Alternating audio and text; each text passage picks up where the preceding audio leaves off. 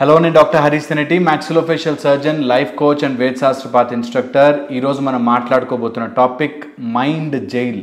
చాలామంది మానసిక జైల్లో బందీ అయిపోయి దాని నుంచి బయటపడలేక వాళ్ళ లోపల వాళ్ళే చాలా ఇబ్బందులు పడుతూ ఉంటారు.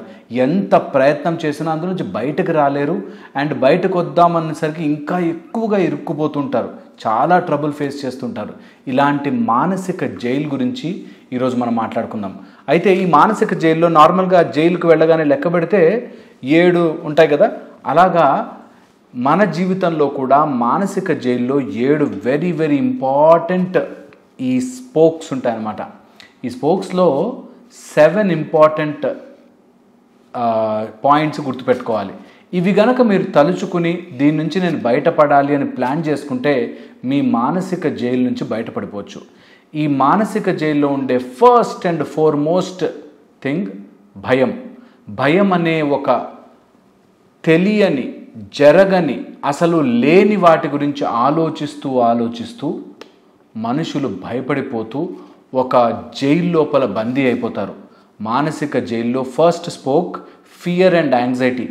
ఏదో జరిగిపోతుందేమో, ఏదో అయిపోతుందేమో అనే ఒక భయంకరమైన కాన్సెప్ట్ను మైండ్లో పెట్టుకుని అది జరగదు, అది అవ్వదు, అది లేదు, అయినా దాని గురించి తలుచుకుని భయపడతారు.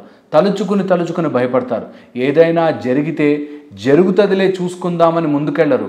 కానీ జరిగిపోతుందేమో, ఏదో అయిపోతుందేమో అని.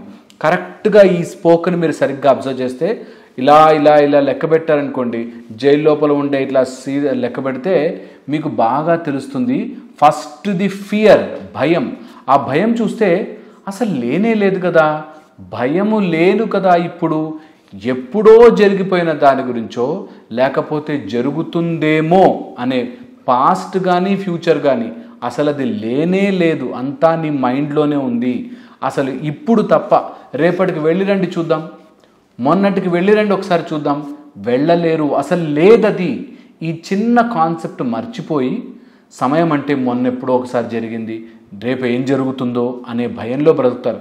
నిజానికి భయం ఎప్పుడూ కూడా జరగని దాని గురించే, లేని దాని గురించే భయం.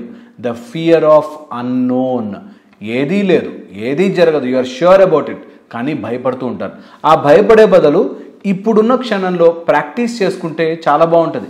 నేను రేపు స్టేజ్ మీదకి వెళ్తే ఎలా మాట్లాడతానో, ఎగ్జామ్ ఏమవుతుందో అని ఆలోచించే కంటే ఇప్పుడు చదువుకోవడం చాలా బెటర్, ఇప్పుడు ప్రాక్టీస్ చేయడం చాలా సేఫ్. కానీ చాలామంది భయం, ఏమవుతుందో ఇంకా జరగలేదు మిత్రమా, జరుగుతుందేమో అని నువ్వే ఊహించుకుని నువ్వే భయపడుతున్నావంటే నువ్వు ఎంత మూర్ఖత్వంలో బ్రతుకుతున్నావు చూడు. ఇదే నిన్ను మానసిక జైల్లో బందీ చేసి పెట్టేస్తుంది. సెకండ్ వచ్చేసి డౌట్, అనుమానం. మరి నేను చేయగలనో లేదో, అవుతుందో లేదో, నేను సాధిస్తానో లేదో, అసలు ఇదంతా నిజమో కాదో, ఈ టైప్లో అనుమానిస్తూ జీవితం అంతా మానసిక బందీలో బ్రతుకుతారు. మానసిక జైల్లో బ్రతకడానికి సెకండ్ థింగ్ డౌట్. ఈ డౌట్ మన మీద మనకి, తర్వాత మన చుట్టుపక్కల అన్నిటి మీద అనుమానం. ఏమవుతుందో, ఏం జరుగుతుందో, ఎలా జరుగుతుందో, అసలు ఏమవుతుందో, లేనిపోని దాని గురించి మానసిక జైల్ డౌట్. అనుమానం తీసేయండి. అసలు మీ లైఫ్లో దేన్ని అనుమానించదు, తెలుసుకోండి. ఇది ఇక్కడ పాము ఉందో లేదో అని అనుకోవద్దు, ముందుకెళ్ళి చూడండి పాము ఉందా లేదా, తెలిసిపోతుంది కదా, ఈజీ కదా. కానీ పామేమో, అవుతుందేమో అనే భయంలో ఉండద్దు, డౌట్లో ఉండద్దు, అనే అనుమానంలో ఉండద్దు. ఓకే, అనుమానం ఉంటే తేల్చుకోండి, నివృత్తి చేసుకోండి. నేను అంత పైకి ఎగరగలనో లేదో అని అనుమానించద్దు, ఎగిరి ట్రై చేయండి, తెలుస్తుంది కదా. ఎయిదర్ ఎస్ ఆర్ నో తెలిసిపోతుంది. అనుమానంతో బ్రతకకూడదు. నెక్స్ట్ వచ్చేసి వెరీ వెరీ ఇంపార్టెంట్, పోస్ట్పోన్మెంట్. ఎంత పోస్ట్పోన్ చేస్తూ ఉంటారో మీ జీవితం మానసిక బందీలో మునిగిపోతుంది.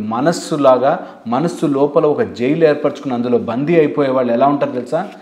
రేపు చేద్దాంలే, ఎల్లుండి చేద్దాంలే, ఇంక ఇప్పుడు చేసినా ఏం లాభం, ఇంకా మన చేతుల్లో ఏముంది అనే ఒక మానసిక బందీలోకి వెళ్ళిపోతారు. అందుకని మేక్ షూర్ దాట్ ఏది కూడా రేపటికి ఎల్లుండికి పోస్ట్పోన్ చేయకుండా ఇప్పటికిప్పుడు నేను ఏం చేసుకోగలను, ఇప్పటికిప్పుడు నేను ఎలా చేయగలను అనే ఒక అంచనాలో ఉండండి. నెక్స్ట్ వచ్చేసి ఎప్పుడైనా సరే పర్ఫెక్షన్ కోసం ట్రై చేయొద్దు. పర్ఫెక్షన్ అంటే అన్నీ కరెక్ట్గా ఉండి, నాకు డబ్బులు కరెక్ట్గా వచ్చి, నా ప్రాజెక్ట్ అందరూ అప్రూవ్ చేసి, అన్ని సమయానికి కుదిరితే అప్పుడు నేను ముందుకు వస్తాను అనడం చాలా చాలా తప్పు. ఏది ఎప్పుడూ పర్ఫెక్ట్గా జరగదు. Perfectionism is a disease. అన్నీ పర్ఫెక్ట్గా ఉంటేనే చేసుకుంటాను పెళ్ళి అని చాలామంది పెళ్ళిళ్ళు చేసుకోకుండా ఉన్నారు. అన్నీ పర్ఫెక్ట్గా ఉంటే బిజినెస్లోకి దిగుతాను అని చాలామంది పర్ఫెక్షన్ కోసం ట్రై చేసి ఏది చేయకుండా ఉన్నారు. చాలామంది ఇప్పుడు నేను ఈ వీడియో చేశాక చాలామంది చెప్తారు, చూడు నాకు ఆ ఐడియా ఉండేరా కానీ వాడెవడో చేశాడు అని చెప్పి. ఎందుకు చేశారంటే నువ్వు ఐడియాని ఎప్పుడు ఇంప్లిమెంట్ చేయడానికి ట్రై చేయలేదు. వాడెవడో ఇంప్లిమెంట్ చేసి 10 సార్లు ఫెయిల్ అయినా 11వ సారి చేయగలిగాడు. నువ్వు ఎప్పుడైతే అన్నీ పర్ఫెక్ట్గా కుదిరితే, అన్నీ సెట్ అయితే అప్పుడు నేను చేస్తాను అని పర్ఫెక్షన్ కోసం ట్రై చేస్తుంటావో ఎప్పటికీ నీ జీవితం ముందుకెళ్ళదు. ఈ పర్ఫెక్షన్లో పిల్లల్ని టార్చర్ చేస్తారు, వైఫ్ అండ్ హస్బెండ్ మధ్యలో గొడవలు వస్తాయి, అత్తామామలతో గొడవలు వస్తాయి. ఇలాగ అన్నీ కరెక్ట్గా ఉండాలి, నాకు అన్నీ కరెక్ట్గా ఉండాలి, వాళ్ళు ఎట్లా బిహేవ్ చేశారు, వాళ్ళు ఎట్లా బిహేవ్ చేశారు. నీకు తగ్గట్టుగా పర్ఫెక్ట్గా ప్రపంచమంతా ఉండనవసరము లేదు, ఉండదు. ప్రపంచంలో నువ్వు పర్ఫెక్షన్ ఎక్స్పెక్ట్ చేస్తున్నావు అంటే నీ అంత మూర్ఖుడు ఎవరు ఉండరు. ఎందుకంటే నువ్వు అద్దంలోకి వెళ్ళి చూసుకో, లేదా కరెక్ట్గా ఎవరైనా ఫెంటాస్టిక్గా బ్యూటిఫుల్గా ఉన్న వాళ్ళని తీసుకో, వాళ్ళని మెజర్ చేయి, హాఫ్కి గీత గీస్తే ఇటు సైడ్ సమానంగా ఉండదు. మన చేతుల్లో ఇటు సైడ్ ఈ చెయ్యి సమానంగా ఉండదు. నిజానికి మనం ఎప్పుడూ సమానంగా ఉండం. దట్ ఆ ల్యాక్ ఆఫ్ ఆ సమానత్వం లేకపోవడమే చాలా గొప్ప విషయం. పర్ఫెక్ట్గా ఏది ఉండలేదు కూడా. సో అన్నీ పర్ఫెక్ట్గా ఉంటేనే నేను హ్యాపీగా ఉంటా, అన్నీ బాగుంటేనే హ్యాపీగా ఉంటా. ఎప్పటికీ నీ మానసిక జైల్లో కృంగిపోతావు. ఈ మానసిక జైలు నుంచి బయటపడాలంటే ఇప్పుడున్నది బాగుంది, నేను ఇంకా బెటర్ అవ్వడానికి ట్రై చేస్తాను. అంతేగాని అన్నీ పర్ఫెక్ట్గా ఉంటేనే నేను పెళ్లి చేసుకుంటా, అన్నీ పర్ఫెక్ట్గా ఉంటేనే బిజినెస్ చేస్తా, నాతో అందరూ పర్ఫెక్ట్గా బిహేవ్ చేయాలి, నువ్వు జీవితాంతం నరకంలోనే ఉంటావు. ఒకవేళ కనుక పర్ఫెక్షను అని మూర్ఖత్వం వైపుకు వెళ్ళిపోతే మాత్రం చాలా ఇబ్బంది పడతావు. నెక్స్ట్ వచ్చేసి రిగ్రెట్, బాధ.